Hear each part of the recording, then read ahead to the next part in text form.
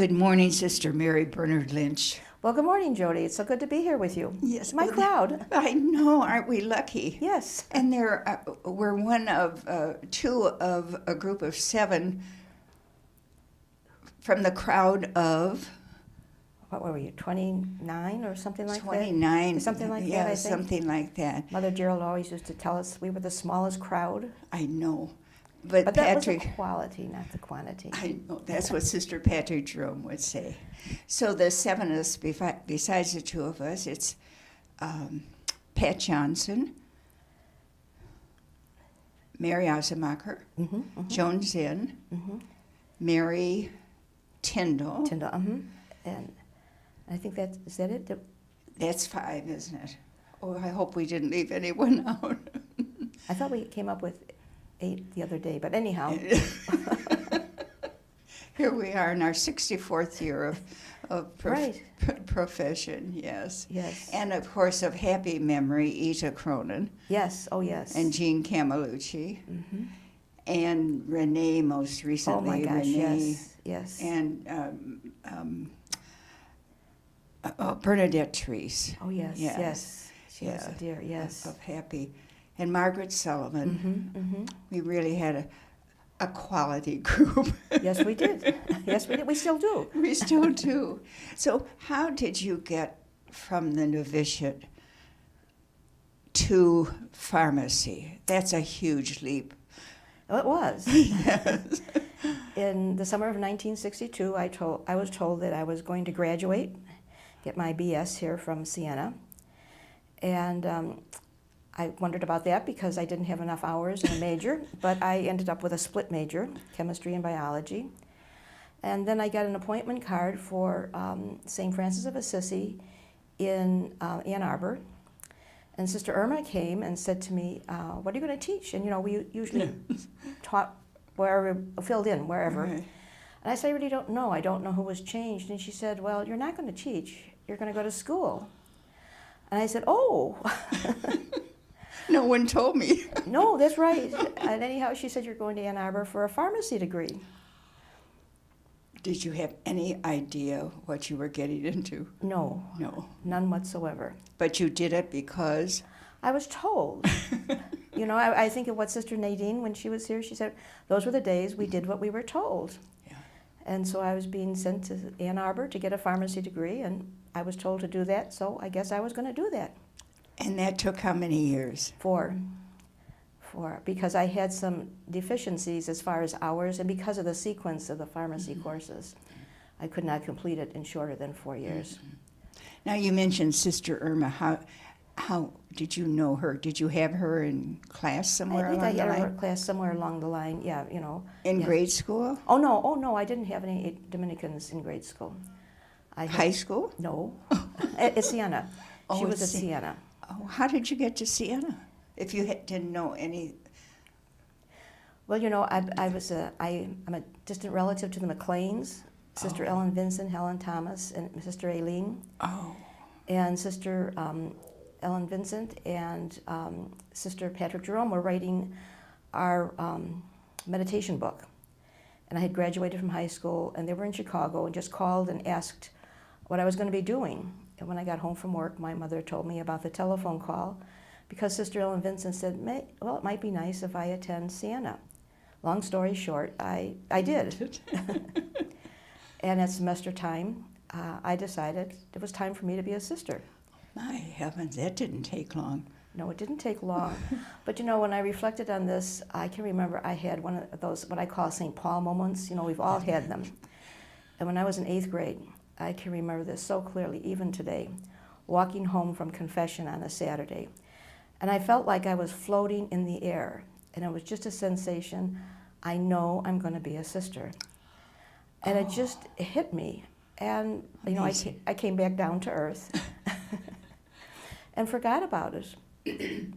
And then when I got here to Siena, it was time for me. It was a very quick decision.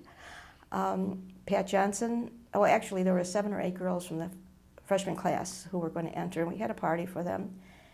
And Pat Johnson was living on 3rd floor at Benacasa, and I was on 4th. And I asked my parents if I could move down to Pat's room because her roommate was a science major. Pat left on Friday morning, I believe, to get ready to come and enter. I moved down to her room in the afternoon, went down to downtown with a group of the girls on Saturday, and came back. And when I signed in, Sister Ellen Vincent was on prefect duty. And I said, you know, I'm going to be a sister. I want to be a sister now. And she said, well, you can't do it like that. And I said, why? I want to do it. Oh, my. And so anyhow, it started a 24-hour whirlwind. I called my parents and went home on Sunday, and the following Sunday came back, I think it was Sunday, it was February 1st, and entered. And when Pat entered on the 2nd, she came down to the refectory, and there I was, a postulant. And she thought you were in her room. That's right. That's right. So you spent one night in her room. That's right. Her bed converted me. Oh, have you ever told her that, or did you just think of that? I don't know if I've told her that or not. Oh, that's amazing. It is. When I think back of it, you know, I surprised my parents, that's for sure, because I had never said anything to anybody that I knew that I was going to be a sister. Oh, my. So they had faith in you then when you entered. They never expected you to return home. Oh, yes. My mother thought for sure I probably wasn't going to make it. And she cut my clothes for over a year, I found out. And no one touched your bedroom. Well, there were 3 of us that shared the bedroom, so. So you have... I had 3 siblings, 2 sisters, one is deceased now, and a brother. And your sister's husband just died? Yes, that's yesterday. Yesterday. My sympathy. Thank you so much. To her and the whole family. Will you be able to attend the... We're just waiting for word now. The son is up in Alaska, and they haven't been able to contact him. Oh. And Noel wanted to be cremated, and he wanted to give his body to science, so they're just working through all of the questions that they don't have answers to right now. Is she the one that's in Minnesota or Wisconsin? No. Your sister? No, this is my deceased sister's Oh, your husband. deceased sister. So the both of them are in heaven now together. Yes. Oh, praise God. Yes. Well, coming back to Ann Arbor, and how many years? Refresh my short memory here. 4. 4 years.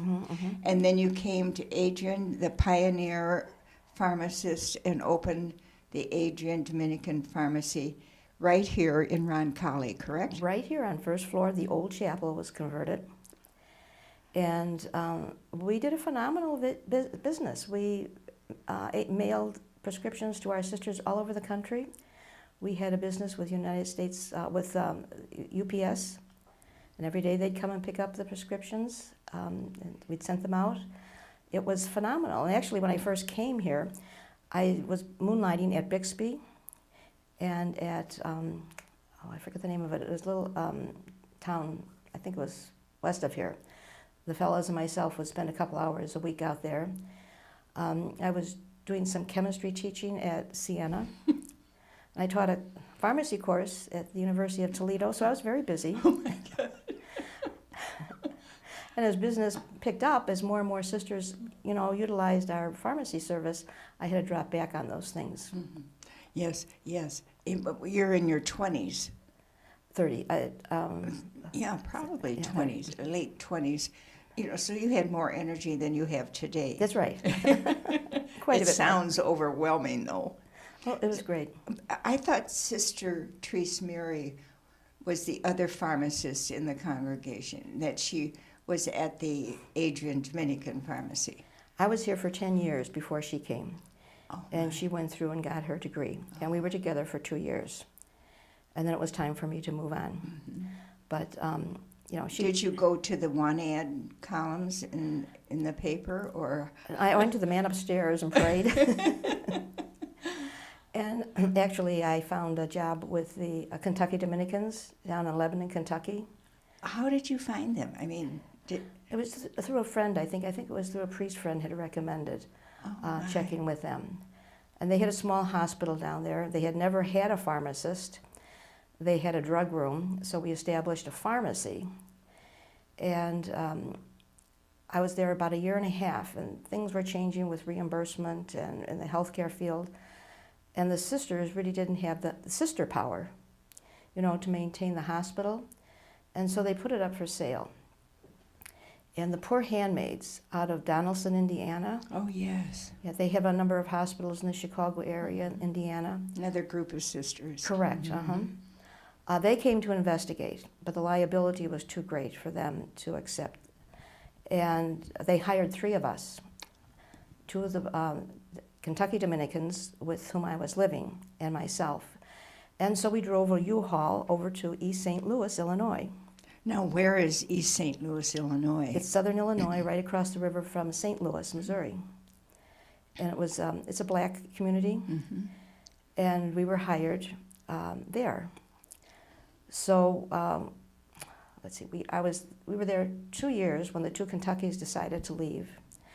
I was director of pharmacy at that time down there, and it wasn't time for me to leave. So I had to look for another community.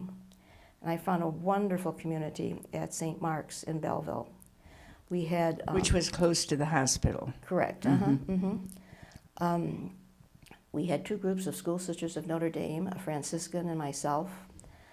The ministries were teaching in high school, pastoral care in the hospital in Belleville, someone working out at Our Lady of the Snow Shrine, and myself. And we worked so hard at community, and it was a wonderful, wonderful experience. And fun, too, I bet. Oh, it was. It was. So I was with them for 2 years, and I had to make a really hard choice because my sister was terminal with cancer, and my grandmother was approaching 100. I thought, oh my gosh, my mother's going to lose her mother and her daughter. So I was able to work with the Poor Handmaids, and I became director of pharmacy at St. Mary's in Gary, Indiana, and Hobart. We had 2 hospitals there. Oh, my heavens. So I was closer to home because my mother was living in Orland Park, Illinois at the time. Relatively close. Yeah. Traveling 94 all the time. That Gary area was another thing. And so I was director of pharmacy there for actually 4 years. And then they wanted me to take on St. Catherine's Hospital, which was in East Chicago, Indiana. And I decided, I couldn't do that. I couldn't deal with 3 medical staffs because by that time, my sister had died, my grandmother had died, and I was running back and forth caring for my mother. And so I gave up that job. I moved in with my mother and ended up at Christ Hospital in Oak Lawn, Illinois. Now, it's very interesting. In all these places that I worked, every state I went into, I had to take state boards. Oh, lordy, lordy, lordy. Who would have thought? As from that St. Paul moment. I know it. I know. Yes. And I bet at some point you thought, well, I can't do this pharmacy thing. Well, at the beginning I thought I couldn't, What was the turning point? Well, early on, one of the first classes was I had, I think, 1 hour deficit in biochemistry or organic chemistry. I forget which it was. And I had to pick up that 1 hour. And I walked into this big classroom with like over 100 students, when we were in the full habit. And I wanted to just kind of disappear. I thought, oh my gosh, I'm not going to make this. Anyhow, long story short, our first test, I came out like second. Oh my, out of 100 plus people. Right, and that kind of changed everything. I thought, I guess I can do this now. I guess I'll make it. Mother Gerald knew what she was talking about. Or Sister Bertha. Whoever, yeah. Whoever the mystery sister was. Yeah, to this day I don't know who made the decision. Yes. So now you're with your mother, and what a gift. How long were you able to, how long was she alive while you were with her? Let's see, I moved in with her in 87 and she died in 2000. And it was a real gift. Yes. It really was. It was wonderful. When she died, I had been working at, I was working at Christ Hospital. I was volunteering at a newly formed parish, St. Francis of Assisi in Orland Park. I went over there one day and said to Father, do you need any help? because I have a little bit of time and I'd like to volunteer. And he said, yes, I need help with RCIA. I said, I don't know what RCIA is. I never heard of it. But I'm willing to learn about it and help you out. So that started a relationship with him and with the parish. And when my mother died in 2000, he said to me, well, what do you plan to do? And I think I'll go out to the Dakotas and work with the American Indian. Because a priest at St. Michael's had told me that they work out there in teams, and with the pharmacy degree, it would be very advantageous. Mm-hmm. And so he said, well, how would you like a job here? So we had sat down and we had a discussion. And I said, oh yeah, I think I'd really like it. You know, I didn't know anything about parish work. But it was wonderful. It was an absolutely wonderful experience. It was totally new for me, you know. Yes. Moving out of the basement of the hospital, carrying a beeper 24/7, and being responsible for the department. So it was Father Upton was very, very supportive. Well, you were fortunate. Oh my gosh. Well, it was a new parish, mm-hmm. and there were a lot of needs. And I'd say to him, you know, Father, we need ministers of care. And he'd say, well, go ahead, just run with it. Yeah, just start with him. So it was a blessing, a real blessing. Mm-hmm. And it was. What were some of your favorite moments there? Oh, there were so many of them. I became very involved with bereavement, mm-hmm. and dealing with the families at the time of a death. Now, if anyone had said to me 5 years before that I would enjoy that, mm-hmm. in the right way, you know, I'd say, oh no, never ever. But I really connected. I mean, it was a gift. It was mm-hmm. a gift. Well, you'd had that experience with your mother too. Well, my mother and my grandmother, both of them died in the house that I was living in. Yeah. Mm-hmm.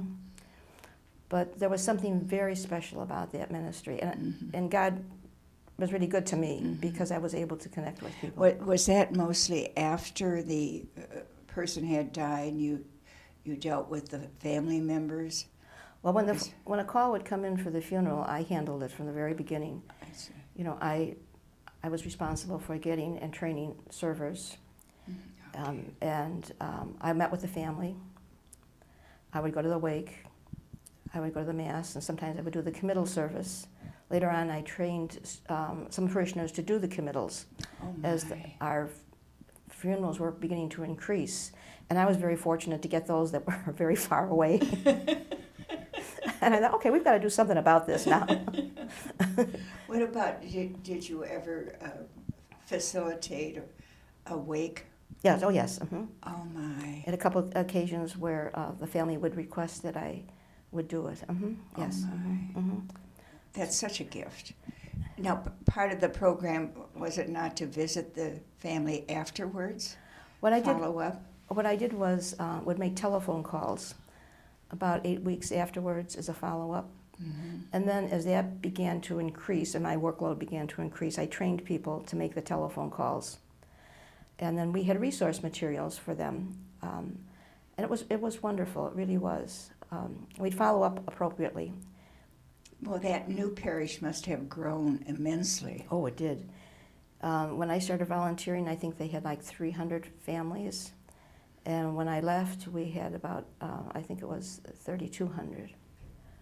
Well, when you say when you left, I remember when you came to Weber for what I would call for retirement. You had worked Friday, and you arrived here on Tuesday. Is that correct? That's right. They had a Mass for me on Saturday and a celebration. And then I came on Tuesday, and I would never recommend that people quit work and then in a couple of days come in to retire. Because it doesn't work very smoothly. Did someone help you transport some of your things this way? I mean, you must have had a couple of suitcases. I did. My sister and brother-in-law were very helpful. Mm-hmm, mm-hmm. But I also had to sell my mother's house, and that was a new experience. What do you mean? Well, I was living in my mother's house. Mm-hmm. After she died. The community gave me permission to do that, and the house had been paid for. So I had to, sell it. My sister and my brother kind of helped me, but basically it was my responsibility. And then clear it out. So that was a brand new experience. Oh, my. Mm-hmm. Did you have garage sales? No, I didn't have time for garage sales. I was trying to, make sure that everything that I was doing in the parish was left in good order. So I gave everything away. Whatever the family didn't want, I gave to St. Vincent de Paul or whoever would take it. Sometimes it's very hard to get rid of things. People don't always want things, Oh, no.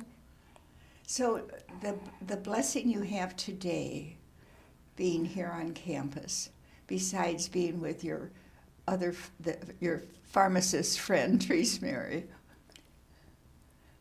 what's the blessing of being here now as a retired sister?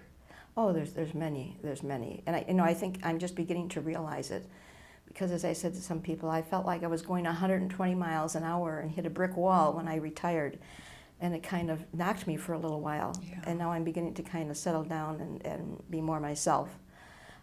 Just being with our sisters, back in community. Yes. It was a big transition to institutional living and community, because I had been out of community for a number of years. But those are all blessings, and I really appreciate those very much. Probably the biggest challenge for sisters is adapting to the institutional way of living. Right, because when I was living alone, yes, I ate what I want, when I wanted. And what you wanted. That's right. And now I have to go at a designated time and eat what's provided. Yeah. And that works out. Oh, it works out fine. Yes. If you're hungry, you're going to eat. Right. And aren't we blessed? Oh, we are so blessed. We are so blessed. Yeah. When you look at it, thank heavens the benefactors that we have that help provide this for us. We certainly have to keep them in prayer. Weren't we fortunate to have Sister Patrick Jerome as our novice mistress? Oh, yes. Yes. Do you remember some of her sayings that you've carried with you your whole life? Oh, I guess I haven't. I don't. I can't write right off the top of my head. I can't. There are no accidents. Oh, yeah. In the providence of God. In the providence of God. And the other one I remember is give the roses while they're alive. While the person's alive. I didn't associate that with her, but yeah. And of course we had, if you keep the rule keeps you. Yes. And I bet you lived that out at U of M. Well, of course. Of course. What was your travel mode from St. Francis? There was a city bus. A city bus, and... You're in the habit. In the habit. Oh, yes, full habit. And when I was there, when I was in manufacturing, they were always worried that my habit would get caught in some of the equipment. That was a concern for them. And when you talk about the travel, I remember one incident when it was raining. I was coming home from work, or from school, and one of the professors wanted to bring me home. And I said, I'm sorry, I can't ride with you. And he couldn't understand. You're a man. That's right, I can't ride in the car alone with a man. Those were the days when that couldn't happen. Yes. But there were a lot of good memories. Yes. Weren't you a puzzle, though, to the students in the program as a white-clad, veiled woman? Well, maybe initially, but the pharmacy class at that time had some 20-some people in it, and it was a small group, so we melded quite well. There were several girls, because at that time, pharmacy predominantly was a male profession. So it worked out very well. No, we became all buddies. Amen. Amen. Yes. Yes. What was your baptismal name, Bernard? Marie. Marie. And what did your family call you? Ree. R-I-E. Ree. And when we had the choice of names, religious names, several people had suggested that I submit Bernard. That's my brother's name. I see. And so I have retained that for a special reason. Mm-hmm. Does he really appreciate? Oh, yes. Oh, Oh, yes. He better. Yes. Because you're going to have that marked out in our circles too. That's right. There'll be no Marie, just No, just Bernard. Well, That's- God bless you, and thank you for your beautiful presence here on campus. And I know you assist so many sisters in so many ways, but I'm happy to know that that adjustment is, I shouldn't say finally coming, because I've heard sisters say it takes 2 years. Oh, I hope it doesn't take 2 years. Thanks so much. Thank you so much. It was Yes. great.